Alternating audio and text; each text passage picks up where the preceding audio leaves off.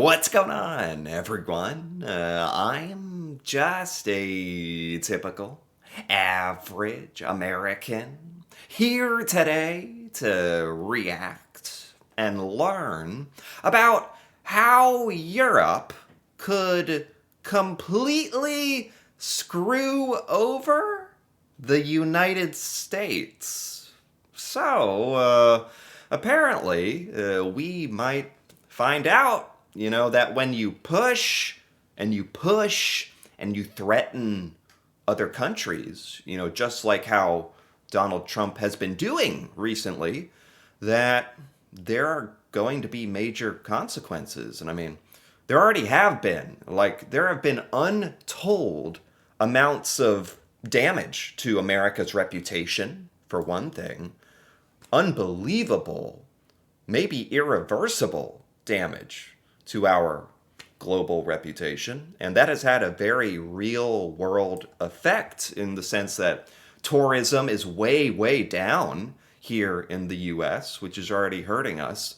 And so today, I actually want to take a look at this video by TLDR News, which is going to explain some of the ways that Europe could actually do a lot more damage financially to the United States. So let's take a look here. As transatlantic tensions over Greenland have escalated, European policymakers have started desperately scrambling around to find some leverage over Trump's America. Attention has duly turned towards the trillions of dollars worth of American financial assets owned by Europeans, including a couple $1 trillion worth of US government bonds, and the possibility of a coordinated sell-off, which would spark panic in the US financial markets and probably push the US government into a full-blown debt crisis. Oh my God. Right, because Europe has major investments in the United States. A lot of countries around the world do. Historically, the United States has been a good investment, but honestly, it makes sense, especially now with all the uncertainty and under the leadership of Donald Trump, that just based on that alone would be a big reason why a lot of countries, including a lot of European countries, would want to not be invested in the United States. We are not so safe or promising of an investment anymore. That's already bad enough. But this whole coordinated sell-off of U.S. treasuries. So U.S. treasuries like bonds, which are basically loans that you can give to the United States in exchange for getting payments at a certain interest rate. You can get interest payments every 6 months or something, and then you get all your money back after a while. So the United States sells this, and a coordinated sell-off of those, God, is that really a thing? This is kind of complicated. I don't think most Americans even realize that this is a threat or a possibility, but it's extremely substantial.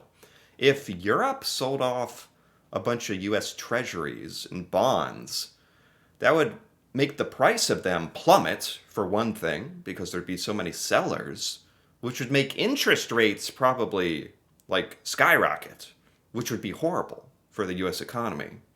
It would raise our interest rates, basically making taking on debt very expensive in the US, which is terrible for a lot of reasons, like trying to buy a home, your mortgage payment would go up. And I didn't know this was a thing. And the more I think about it, the worse and worse it seems to sound. This might sound implausibly far-fetched, but the ideas apparently gained enough traction that Treasury Secretary Scott Bessent felt the need to say something, telling reporters on Monday that it would defy logic and urging European leaders to take a deep breath. I mean, what can I even do but laugh? As an American, this is the United States, my home that we're talking about, under threat. But honestly, can I even blame Europe or anyone? At this point, I can't even blame you. For retaliating or wanting to to strike back with threats of your own after everything that Donald Trump has done in the last year. I mean, it makes sense. It's just bad for me, to be completely honest. And it's funny that the Treasury Secretary of the US is like, what, trying to play it cool? Like, no. Europe isn't talking about this. No. This, like, are we just in denial about this? What? So in this video, we're going to look at whether Europe could actually dump US assets en masse, why the answer is probably no, and why there are still some less extreme ways for Europe to weaponize America's underappreciated dependence on European money. Oh my God. This is extremely troubling. And honestly, a bunch of stuff that I have never really thought about. But now that, they talk about it like this, it's really, really scary. For more. So, to understand this idea, you need a bit of context. In short, Europeans own a lot of American financial assets. Right. According to an analysis of Federal Reserve data by the Financial Times, European NATO members own a grand total of $12.6 trillion worth of US assets, Wow. about a third of all foreign holdings. Most of this is in the form of US stocks, because Europeans really like investing in the S&P 500. But Europeans also Sure, like, just historically, like I said, the S&P 500, American stocks have done well. That's probably going to change because of all the madness and uncertainty going on right now. But has anything like this ever happened before in history? Like a mass coordinated sell-off of investments in a specific country? Has anything like this ever happened before?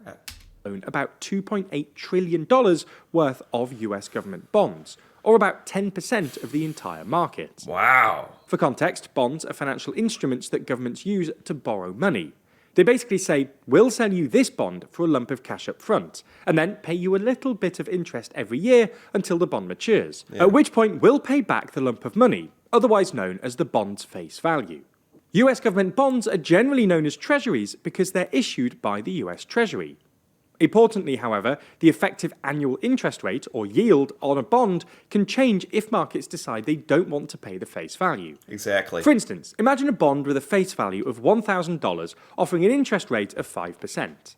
If the markets suddenly decide they only want to pay $900 instead of $1,000 for that bond now, whoever buys it would effectively be paid a higher yield. After all, $50 is more than 5% of $900. It's more like 5.5%.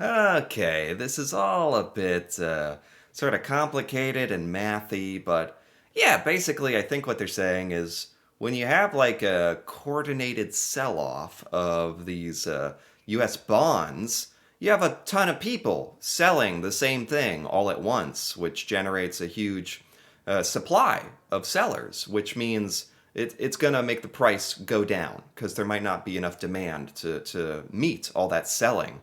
And it'll lower the price, which, because of all this math and stuff, makes interest rates go up, which is bad.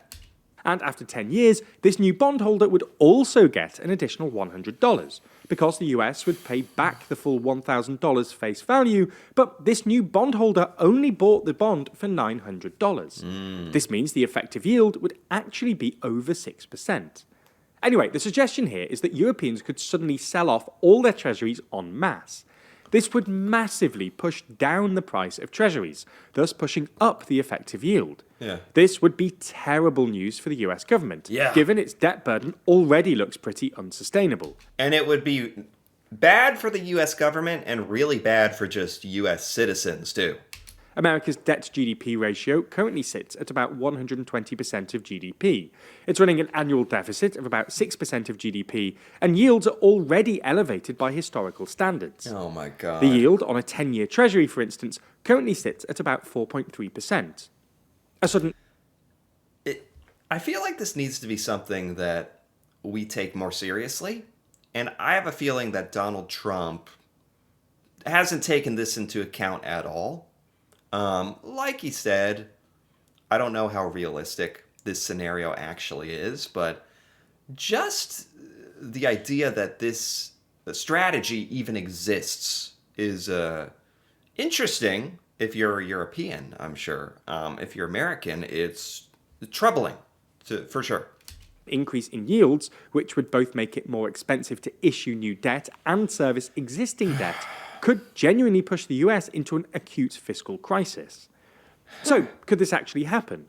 Well, while this idea might have an intuitive appeal, there are at least three big problems. First, while precise numbers are hard to come by, most of Europe's US assets are held by the private sector. So it's not really clear how European governments could force private institutions to sell their holdings without an unprecedented intervention.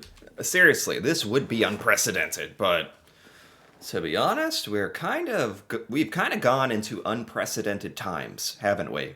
So I wouldn't rule anything out, really, at this point.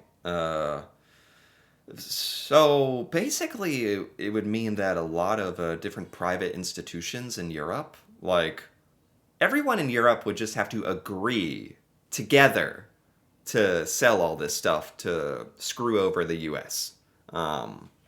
Which it's kind of fascinating thinking if that actually happened, like Europe is truly pissed at the United States. If this actually happened, that would be historical, unbelievable. Second, even if European governments could somehow force the private sector's hand, a mass sell-off would probably force Europeans to accept large losses on their US assets. True. Given they'd have to sell at discounts to find enough buyers. And third, while a crisis in the treasury market might screw the US, it would also screw Europe. This is because the American and European economies are deeply interdependent, especially when it comes to finance. Sure. This was very apparent in 2008. While the crisis obviously originated in America, European banks were actually more acutely affected, which is why about half of the Federal Reserve's liquidity support actually went to European, not American banks. Interesting. And maybe like one of our biggest get out of jail free things, any sort of financial dependence that Europe has on the United States, that's fortunate for us. Because apparently hurting the U.S. in this way would hurt Europe, and this is probably a major reason why a lot of European countries, actually a lot of countries around the world, are trying to sort of distance themselves from the United States, not become so dependent upon the United States, which is, again, selfishly, it's really good for the U.S. It has been amazing for the United States to have a lot of countries around the world dependent upon certain things from the U.S. That's really now times are changing, and the world is waking up and doesn't want to be associated with the U.S. Doesn't want to be dependent upon the U.S. So this period of that's been really good for us, thanks to Donald Trump, is probably going to end. This speaks to an oft overlooked element of that crisis. The Fed didn't just bail out America, it also sort of bailed out Europe. Anyway, you get the point. A mass sell-off of treasuries is essentially the financial equivalent of a nuclear strike, bringing with it the promise of mutually assured destruction. Nonetheless, there are other ways for Europe to weaponize its US assets. Oh my God. We see at least three less radical options. It's really sad that we're this is the state of the world, and that we're even talking about this, that we're even discussing this. But again, I have to acknowledge it is essentially all due to Donald Trump. He is basically solely responsible for starting this whole global situation, the world against the US. And yeah, so I guess as an American, it's good to at least be aware of all this stuff that could happen to us. The first is a managed sell-off of treasuries held by the European public sector, including sovereign wealth funds and pension funds. This could push US borrowing costs up to uncomfortable levels without triggering a full-blown crisis, and allow Europe to exercise leverage steadily during any negotiations. The second... It's so funny because if any of this happened, Donald Trump would lose his mind. You know it. And it's annoying because he feels like he can do anything and say anything and do all these tariffs and he's allowed to do all that, all the threats and the damage. But if anybody else retaliates or does anything in response, it'd be the end of the world for him, and he'd say how cruel and unusual. Like, it's very hypocritical. Even as an American, I can see that. Is some sort of regulatory fiddle to make treasuries less attractive to the private sector.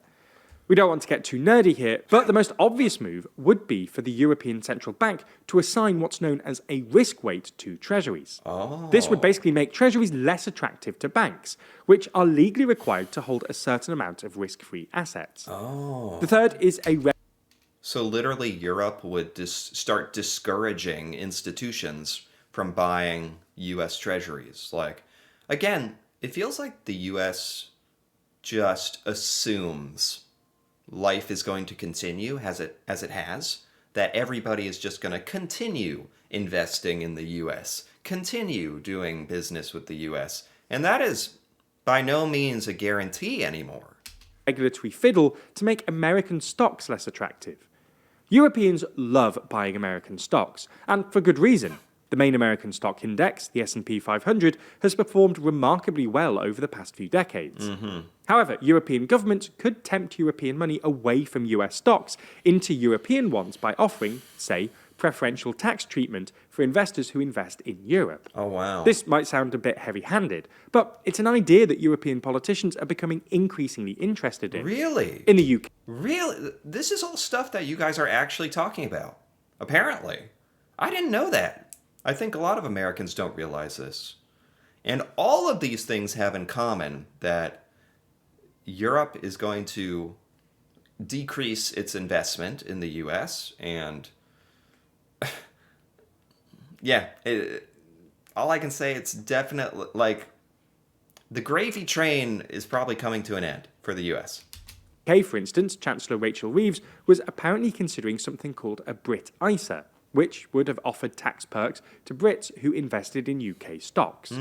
It's also worth noting that lots of countries already use tax perks to make their bonds more attractive. In the US, for instance, interest on treasuries is exempt from state taxes. So doing something similar to make your stock market more attractive doesn't feel like too much of a leap. This could be a particularly effective way of exercising leverage over Trump at the moment, given the US stock market is currently looking pretty bubbly, and a substantial redirection of European funds from America into European stocks could be the prick that pops it. It's like the United States has benefited so much from Europe, and now we're doing everything in our power to make Europe angry, to make you want to distance yourself. What kind of strategy was this? I just have to say, like, for the US, what kind of strategy was this? Just hearing all of this, like, laid out in this way, it just makes me mad. This would be terrible news for the US economy, given how much it currently relies on wealthy Americans, but with less risk of spillover into Europe or systemic dysfunction in transatlantic financial markets. Now, you're probably looking to follow this story as it does. Oh, okay. That's the end of this story. That was extremely informative and extremely disturbing for any American to learn about. But, I mean, at the same time, you have to think, if we're going to try to bully and threaten everybody, it's going to come back to us. So, in a way, it's like, I can't be mad at Europe for this stuff, but it's definitely scary realizing, like, how vulnerable the United States is and how we're acting like we're just impermeable to any of this stuff. This was crazy, but it was good to learn about. Anyway, if you enjoyed this, feel free to give this video a like or leave a comment with your thoughts on any of these possible financial attacks that Europe could do to the US, or your thoughts on this whole situation. That'd be interesting to hear about. And if you're interested in more videos like this, feel free to subscribe for more. And until then, thanks for watching, and see you next time.